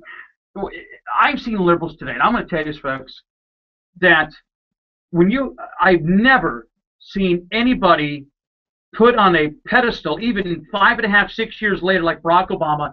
The man, in the liberals' viewpoint, the man can do no wrong. And Bill, the only thing they complain about is that maybe he didn't move quick enough on gay marriage, maybe he didn't move quick enough on repealing the Bush tax cuts. Otherwise, the man can do no wrong. Yet this is the problem. You ready for this? That the economy, the R word, recovery, has not still turned around things. That now Hillary is the Messiah behind the present Messiah.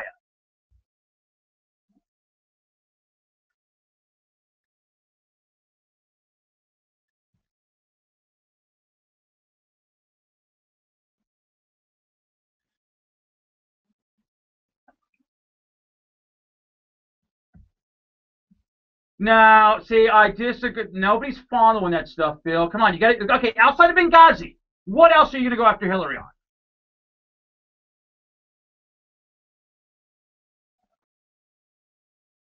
Oh, I agree with that. Now, but it's got to be a little bit more. This is what I'm telling you. Unfortunately, listen. She said that she regretted this with Benghazi and everything else. I'd like to remind liberals that it was Hillary Clinton. Now, Bill will remember this because remember, everybody, and then finally, I want the audience to hear me out real quick. Everybody blames the Tea Party, who I like. Everybody blames the conservatives. That it was all them that brought the birther incident and brought up a Jeremiah Wright. Let me remind people, right, that it was the Hillary Clinton and the Democrats that brought up the birther incident. It was Hillary Clinton and the Democrats that brought up Tony Resco. It was Hillary Clinton and the Democrats that brought up the cocaine use. It was Hillary Clinton and the Democrats that brought up the Jeremiah Wright when he said GD America to church. It was Hillary Clinton and the Democrats that brought up the inexperience in the 3 a.m. phone call. It was Hillary Clinton and the Democrats. Can you want me to keep going further here, Bill? That brought up, hold on. It was Hillary Clinton and the Democrats that brought up, hey, where are the college transcripts of Obama when he was in college? So you know what? It's like the old Willie Horton. Hey, you guys drew first blood. We just came along for the ride.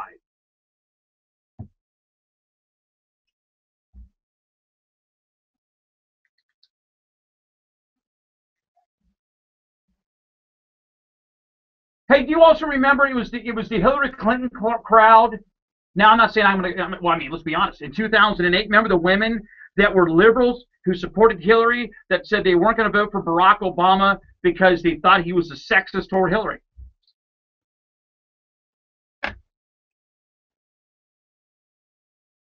Or they didn't treat her right.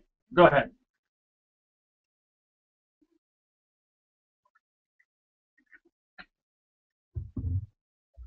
Yeah.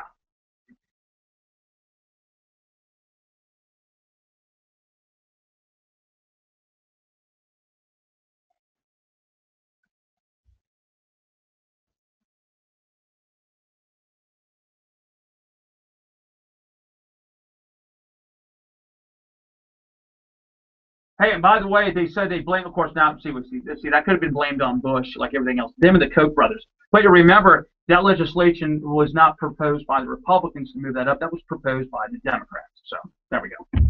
I'm trying not to make the, Bill, I'm trying real hard, my friend. I'm trying to stay away from the Republican versus Democrat as a conservative talk show host, and I try to talk about the issues, but they keep pulling me back in, because if you want to oblige me to go down this road, listen, the conservatives' argument, properly explained, will always win.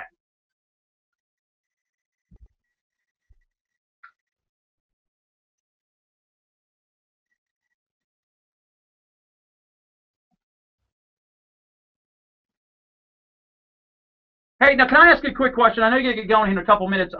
Rick Scott versus Charlie Crist. I'm going to be honest with you. Charlie Crist, I've done this every day on my radio show. I can give you 15 areas where he's flip-flopped on. I'm trying to make it to 20 without, embellishing it.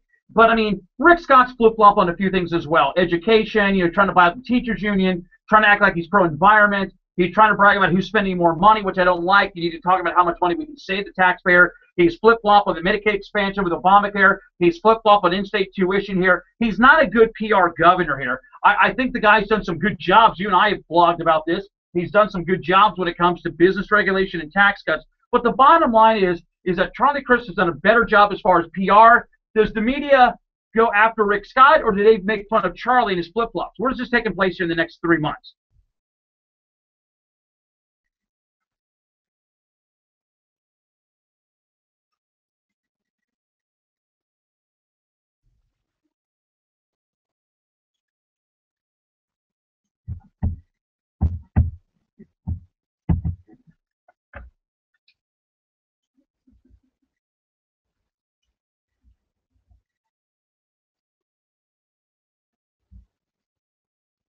Hurry up, I got 30 seconds, so get it pronounced. It's tight.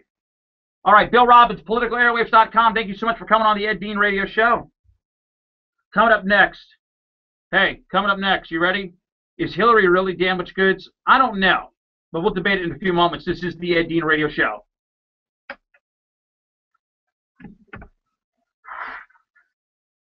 Call your mama.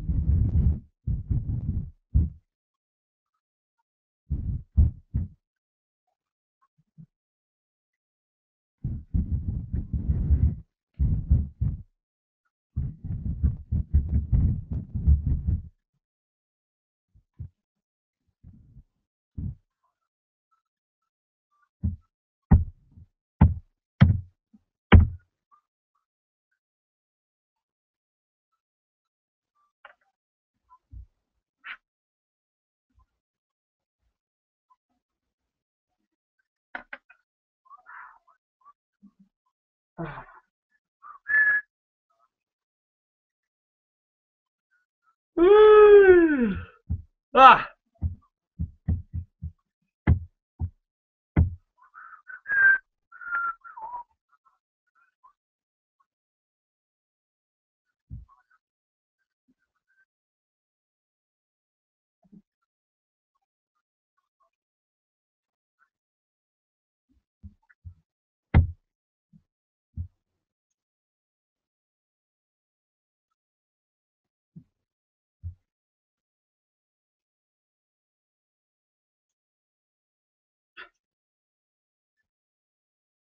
I love it.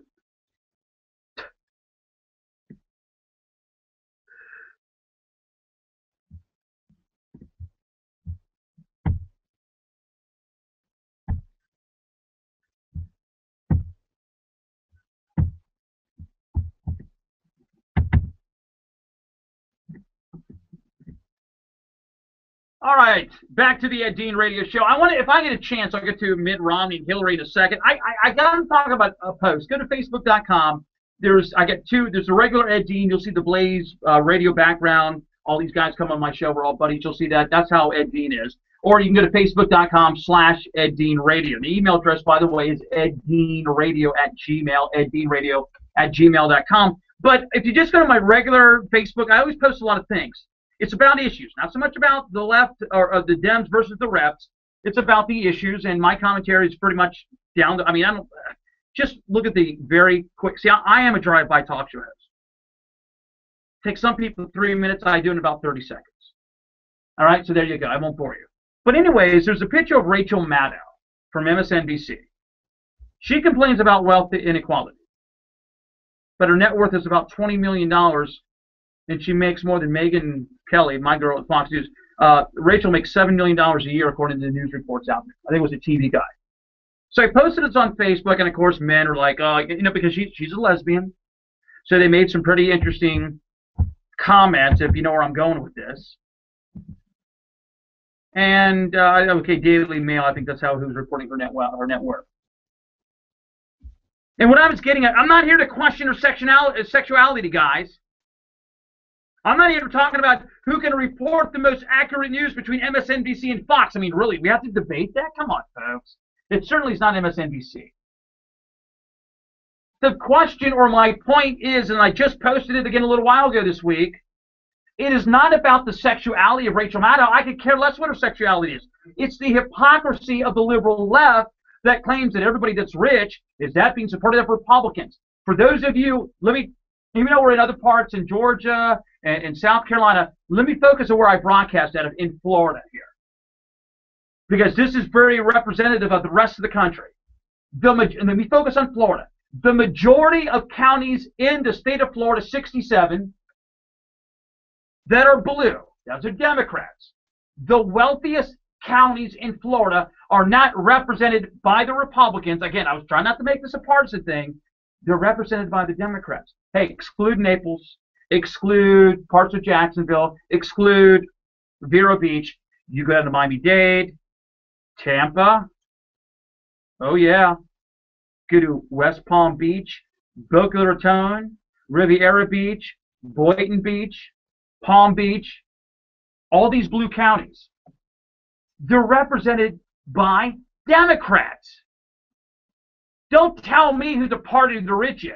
Look at the wealthiest states in this country. California, New York, New Jersey, Connecticut, Delaware, Massachusetts, Maine, Rhode Island. What else am I forgetting here? These are the wealthiest states in the country. And they're not red states. They are blue states. Tell me the last time a Republican, presidential-wise, and excluding maybe some of these Republicans, when they won Connecticut, when they won California, when they won Massachusetts, when they won Rhode Island and Delaware. Well, on the presidential side, it's been years. And yet I'm told, again, if you want to abide by this, again, I'm not trying to play the party label, but you're here to tell me that the Republicans are the party of the rich? Well, it's because Ed, the tax breaks. No, they have tax breaks for everybody. But remember that $250,000, which the Democrats believe, if you make $250,000, that's profit, you're wealthy. Tell me how quick that sells in New York, where the cost of living is way through the roof. $250,000 is nothing in New York. In some of these states like Connecticut, where not only you're taxed on your income, you're also taxed on your, not federal, I think it's Connecticut to Rhode Island, but also your Social Security, the state taxes you as well. Inheritance tax on a state level. Capital gains, it's incredible. And it's the bluest, which means they're run by liberals. Remember when Obama wanted to push for the $250,000 tax increase? Many northern Democrats that sat back and said, maybe we'll go for if it's over $1 million or so. Why? They represent rich people as well. They don't want to be taxed. Remember, according to the libs, if you make $250,000 plus profit, you're rich. Again, tell me how long that lasts you, Beverly Hills. Tell me how long that lasts you in Worcester, New York. Tell me how long that lasts you in Nantucket. There was a man from Nantucket. Tell me how long that lasts you. I was trying to do a rhyme, but forget. And yet I'm told, look, again, I said, let me just point it out. Look at Florida. Again, the wealthiest communities, the wealthiest counties, they're not represented by Republicans. They are represented by Democrats. So don't sit here and tell me that the Republicans are the party of the rich. Again, as I said before, Democrats are rich people trying to convince poor people that the other side of their rich people is the reason why that their friends that are poor are poor. Did that make sense? basically in English is that the rich people are hypocrites, and they're trying to tell you that the other side, which is Republicans, only represent the rich, and because of that, they don't increase minimum wage and Obamacare, and that's the reason why people are poor. Yet one of the reasons why that people are poor is because they can't control their fiscal output, because the input that comes in is not exceeded what they're spending out. We have a problem here in Houston. We have a problem with this in Washington, D.C. The government does it, so why don't we do it in our own back pocket? If they can get away with it, we'll get bailed out as well. And yet I'm told as a small business owner that I've got to go increase my minimum wage. Charlie Crist is out there wanting to talk about $10 an hour from $7.35. He's not compromising at $8. Let's go for the whole shebang. Let's go for $10 an hour. And I'm told that I'm an idiot, that I'm not patriotic because I'm not going to raise my minimum wage hike to $10 an hour, that I don't care for poor people. Yet the reason why that some poor people are poor is because of their own financial, you heard it, education, neglecting their own finances. They have created their own pit. And if they've created their own pit and their own grave, why am I told that I'm the bad guy? I think the poor should be helped out. But it ain't through more EBT, it ain't through more stimulus, and it ain't through free lunches. You can give them government money. When the government money runs out, how do you replace it? As I said before, folks, the financial aspect of this state, the financial aspect of this country, is what's taken us down. I've said this before. We are at a graveyard. You ready? We are at a graveyard. The question is what side of the dirt are you on? Thanks so much for tuning into the Ed Dean Radio Show on the Florida Radio Network. The email address, eddeanradio@gmail.com, eddeanradio@gmail.com. I answer all your emails. Look for me on Facebook and Twitter. We'll see you next time here on the Ed Dean Radio Show.